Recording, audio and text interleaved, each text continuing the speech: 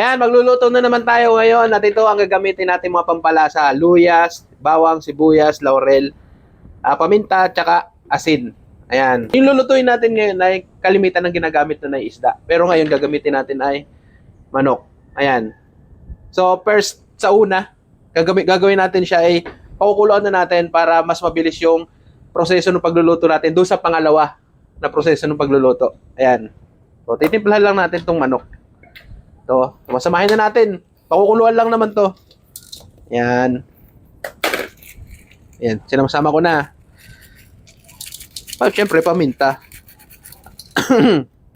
At asin. O, tansyahan na lang yan. Yan. Tapos, siyempre, lalagyan natin ng tubig.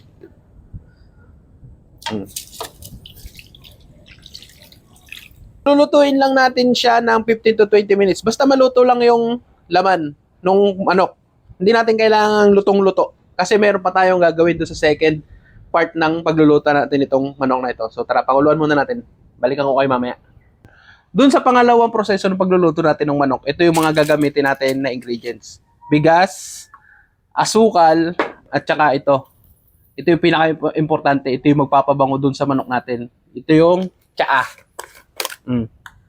Bango.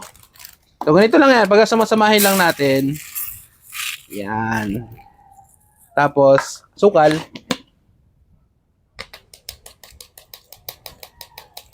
Yan. Tapos, itong tsaa. Yan, gagamitin natin. So, mga ano lang, tansyahin na lang natin. Mga 3 pack. Yan. Bango niyan mamaya. So, mamaya, papakita ko sa inyo kung paano ko lulutuin yung manok doon sa pangalawang proseso. Sarap yan! Ayun, nandito na nga tayo sa pangalawang bahagi ng ating pagluluto ng manok. So, ang gagawin nga pala natin ay magagawa tayo ng tinapang manok. Ayan, kakaiba, di ba? Kasi ang kalimitan ay tinapang isda. So, manok naman ang gagamitin natin ngayon. Ito na yung ginawa nating mixture kanina nung para sa kanyang aroma. Yung aroma na lang naman ang hinahabol natin dito kasi syempre pinakuluan na natin yung manok, luto na yon. So yung amoy na lang at saka yung kulay ang ipapakita dito sa paglulutong ito. Ito yung pinakamadali na pag i-smoke. Ito yun yung gagawin natin, yung pinakamadaling paraan ng pag i-smoke. Kasi hindi na yung traditional medyo matagal yun eh. Ito na yung gagamitin natin, yung kawali. Yan. Yan, ganyan lang lalagyan natin tapos itong manok. Naghugas ako ng kamay ha. Huwag kayong ha. Ayan. Ayan, ganyan lang. Tapos, tatakpan na natin yan. Tapos, aantayin natin hanggang sa magiba yung kulay niya. Mabango yan kasi meron siyang tea na inilagay.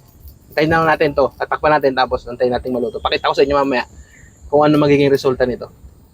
Sarap nito. Yan. O, ito na guys yung ating tinapang manok. Ayan, di ba? Kulang 1 oras, mga 45 minutes nung ating pinausukan dyan sa kawali. So, ayan na. Hanguin na natin. Bango.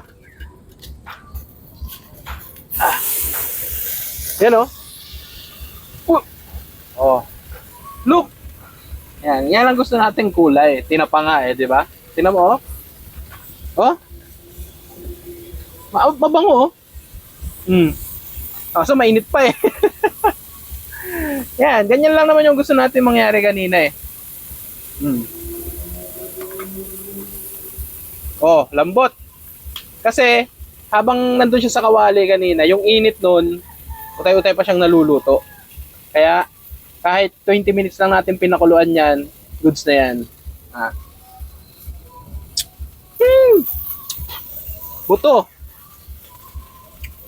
Sarap. Lasang-lasa mo yung pagka-smoky niya. Sarap. Panalo na naman to sa kanin. Ayan tinapang manok sa kawali. Sarap. Ayos.